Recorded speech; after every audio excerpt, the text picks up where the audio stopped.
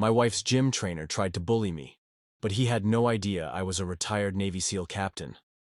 "I know 1,000 ways to take down a man without him ever seeing it coming," I said, lingering at the edge of the gym doorway as Marcus smirked at my younger wife. Emily had been polite, brushing off his comments with a smile, but I could see the thin edge of irritation in her eyes. A few minutes ago, she had warned him with quiet authority, "If you don't stop, my husband will come with me." Marcus, of course, had laughed. Leaning back in his chair, arrogance dripping from every movement, he said, "Oh, really? Is he going to do what? Shake my hand? This is a young man's world, sweetheart. Your husband can't handle me," I observed quietly, studying his every twitch, his posture, the way he carried himself with confidence born of ignorance. He had no idea who he was mocking. "I am Captain David Harris, retired Navy SEAL, master trainer, a man who had faced situations that would make most men break in seconds. I've trained teams for covert missions, survived scenarios most people only see in movies, and emerged on top." Marcus thought his words could intimidate me. He was wrong. As I stood there, my mind wandered back to my SEAL days, the grueling early mornings, the endless obstacle courses, the relentless drills designed to break men and rebuild them stronger. I remembered the first time I led a team through live fire exercises in the Pacific, the weight of responsibility pressing on me as every decision could mean life or death. I recalled every lesson drilled into me. Patience, observation, strategy. Every smug smile Marcus threw my way reminded me that some lessons carry over long after the battlefield has ended. Emily shifted her stance slightly, glancing nervously at me, sensing the tension. I gave her a subtle nod of reassurance. She didn't yet know the full depth of my history, but she didn't need to. She only needed to know that the man standing beside her, or soon to enter the room, was not someone who could be trifled with. Marcus strutted a little closer, his smirk widening. "You sure he's going to show up? I mean, you don't seem threatening," he taunted, oblivious to the danger simmering in my calm. I could feel the familiar calm wash over me, the kind that only comes from years of discipline and rigorous training. My body was a weapon, my mind a blueprint. Every movement, every word, every arrogance-fueled gesture Marcus made was being catalogued and stored for later.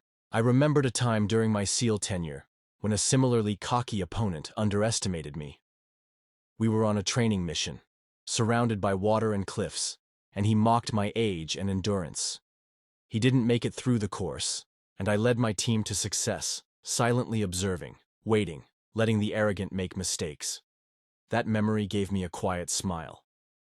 Marcus was about to make the same mistake. The gym was filled with the usual noises, clanging weights, rhythmic thuds, and the occasional shout of encouragement. Yet, in the center of it all, Marcus believed he was untouchable, the alpha of this little world. I noted how he shifted his weight, the casual way he flexed in front of mirrors, and the subtle tension in his jaw. Every tiny detail mattered. Every small flaw was a potential leverage point. Emily sighed softly and whispered, "David, I just want him to leave me alone." I placed a hand on her shoulder, steadying her. "He will learn," I said, voice calm but carrying authority. "Just watch." But before we continue, make sure you hit that subscribe button. Your support keeps the channel alive. Now, back to how Marcus's arrogance was about to meet the quiet storm he didn't see coming. Little did Marcus know, a retired SEAL doesn't need to shout, throw punches, or prove himself with loud words. We wait, observe, strategize. And when the time is right, we act in ways the arrogant never see coming. Marcus would soon learn that mocking a man who has faced real danger, and survived, is a grave mistake. Emily would finally understand that the man she married wasn't just a quiet, aging husband. He was a force, disciplined, lethal if needed, and a protector of everything she held dear. And as Marcus continued to laugh, unaware, I planned silently, knowing that every smug remark was just another opportunity for him to walk straight into the lesson he didn't even know was coming.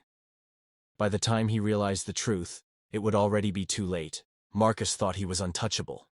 Every day he found new ways to provoke Emily, leaning too close, whispering compliments, testing boundaries, and laughing whenever she politely rebuffed him. I watched from a distance, carefully observing his patterns. Most men would have reacted with anger or confrontation, but not me. My training taught me patience and precision. One wrong move could ruin the plan.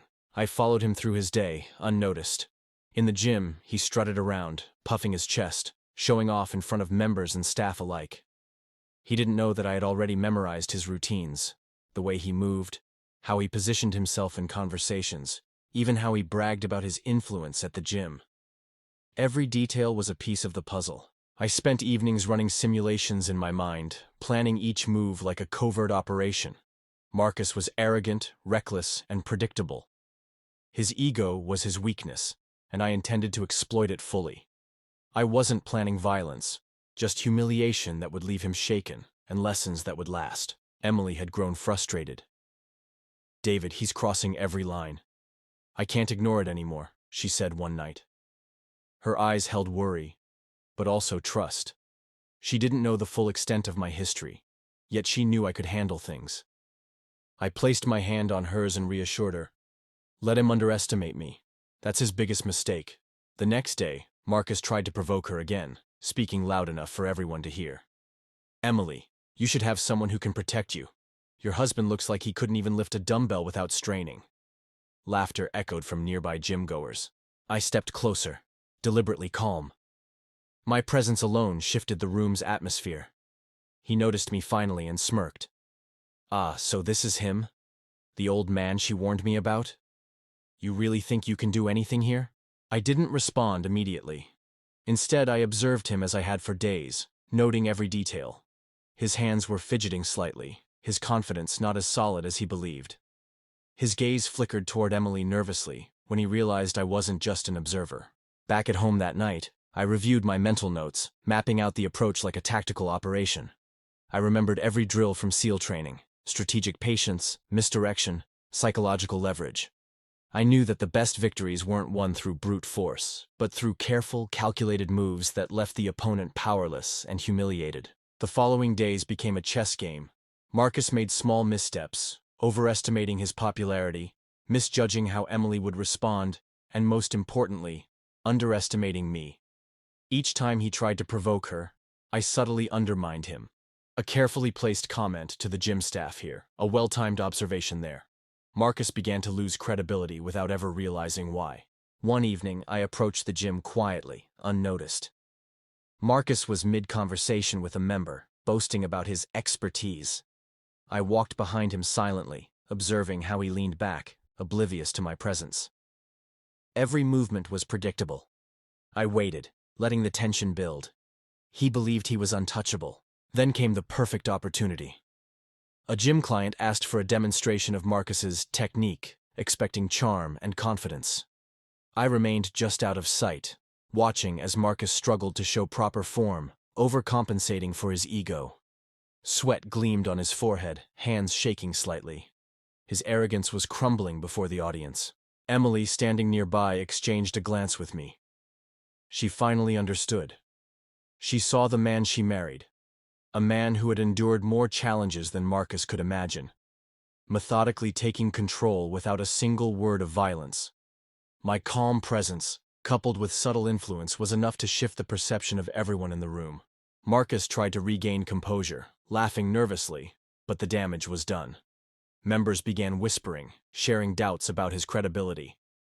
I stepped forward casually, my posture relaxed, my gaze unwavering.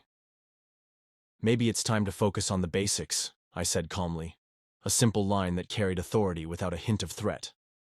Marcus's jaw tightened. Over the next few days, the pattern continued. Marcus attempted small provocations, but each was quietly deflected, each misstep magnified in subtle ways. He was unraveling, powerless to understand why. Emily smiled more, relaxed more, knowing she was safe. The arrogance that once filled the gym was slowly being replaced by doubt, embarrassment, and frustration. Through it all, I remained vigilant. I didn't act out of anger. I acted with precision, strategy, and patience. My SEAL training had taught me to anticipate every move, to control situations without unnecessary risk, and to turn weakness into strength. Marcus had been confident, brash, and reckless. By underestimating me, he had already lost the battle, and yet, the climax hadn't come. The true lesson was still ahead. The moment when Marcus would see the full weight of what he had mocked for weeks. Until then, every subtle maneuver, every small humiliation, every doubt planted in the minds of the gym members was a step toward the final revelation. I glanced at Emily as she packed her gym bag. She smiled faintly, unaware of how carefully the situation had been handled. "Don't worry," I whispered. "It's almost time. By the end of this week, Marcus would learn that a retired Navy SEAL doesn't need to fight loudly to win. Sometimes the quietest men hold the most power, and the most effective lessons are delivered when arrogance meets precision." Emily would finally see the truth of the man she married, and Marcus, well, Marcus would learn just how devastating it is to challenge someone who knows exactly how to dismantle a man without ever letting him know it's happening. The day had finally come. Marcus was smug as ever, pacing the gym floor, making snide comments to anyone who would listen. He thought he had the upper hand, that he was untouchable, and that the retired old man warning Emily had mentioned was nothing more than a bluff. I walked in quietly, letting my presence register slowly. The subtle shift in the room was immediate, though he didn't notice it yet. "I am Captain David Harris, retired Navy SEAL, and I had been waiting for this precise moment. Every observation, every small undermining tactic, every strategic move over the past week had led to this." Marcus didn't know it, but his arrogance had set him up perfectly. He saw me, finally, and laughed. "So this is him? This is the guy you call your husband?" he sneered. "You really expect me to be intimidated by an old man? He couldn't defend you if he tried." His words were dripping with mockery, meant to provoke, but he didn't know the storm he had awakened. Emily stood beside me, her eyes wide. "David," she whispered, worry mingling with anticipation. I placed a reassuring hand on her shoulder. "Watch," I said, my voice calm. "Let him realize who underestimated whom." Marcus strutted closer, confident, every step echoing his arrogance. "You should know, sweetheart," he said to Emily. "A real man wouldn't be wasting his time here with this." He waved dismissively at me. The gym staff and members watched, curious, sensing tension but not yet understanding the full story. I smiled faintly, letting him lean on his arrogance a little longer. Timing was everything. I waited until the perfect moment, then calmly took a step forward. My voice was steady, quiet, but it carried the weight of authority. "Marcus," I said, "let's see how well you really handle yourself." He laughed nervously. "Oh, I'm more than ready," he said, though the confidence had a crack in it now. I didn't need to shout or show force. I simply demonstrated subtle dominance in posture, eye contact, and controlled movement. Every muscle, every micro-expression, conveyed a power he had never seen. Marcus tried to assert himself, gesturing broadly, but he was off balance now, physically, socially, and psychologically. I used the smallest tactics, each calculated, to highlight his weaknesses in front of the crowd. A misstep here, a slight correction there, and the room began to shift. Gym members noticed the change, whispering, sensing that Marcus was losing control. Emily's eyes widened as realization dawned. She finally understood the quiet strength of the man she married. Captain David Harris was not a man to mock, not a man to underestimate. He was calm, precise, and entirely in control, like a predator waiting for the right moment to strike, though the strike itself was psychological, calculated humiliation, and complete exposure of Marcus's arrogance. Marcus stammered, trying to regain composure. He laughed, but it sounded hollow. I don't know what you're—" "Exactly," I said softly, cutting him off. "You don't know, and that's the problem." With subtle movements, I guided the situation to its conclusion. His credibility evaporated. Staff began questioning his claims, clients murmured doubts, and even his few allies at the gym started to distance themselves. All the while, I remained calm, letting his unraveling occur naturally, like dominoes falling in perfect sequence. He tried one last act of bravado, puffing up, speaking louder, but it only made him appear smaller. I smiled faintly, knowing the lesson had been delivered. Arrogance meets precision, and the arrogant always lose. Emily stepped closer, her hand brushing mine. "I never realized," she whispered. Her voice held awe, admiration, and relief. She had seen only a glimpse of my past, but she now understood the quiet force she had married, the man who would protect her at any cost. Marcus, pale and flustered, finally broke. His arrogance was gone, replaced by shame, confusion, and the realization that he had been utterly outmatched without ever knowing it. He slumped slightly, mumbling excuses, and left the gym without another word. The members who had watched the spectacle whispered among themselves, the story already spreading faster than any social media post could. I turned to Emily, placing my hands gently on her shoulders. "No one messes with you," I said softly. "And no one underestimates me." She smiled, relief and admiration in her eyes. "I never thought anyone could handle him like that," she admitted. "I mean, I tried, but you were incredible." I shrugged slightly, maintaining calm. "It's not about being incredible. It's about patience, observation, and knowing exactly how to respond." Later, at home, Emily and I reflected on the events. Marcus would recover eventually, but his lesson had been seared into his mind. Never mock, underestimate, or bully someone whose history you don't know. The quiet ones, the old men, sometimes hold the power that arrogance can never see coming. And that, my friends, is why you never judge a man by his calm demeanor. Sometimes that calm hides the storm. The kind that dismantles arrogance, protects what matters, and delivers a lesson the arrogant will never forget. So, before you leave, make sure to subscribe. More stories of underestimated men who quietly hold the power to change everything are coming, and you won't want to miss them.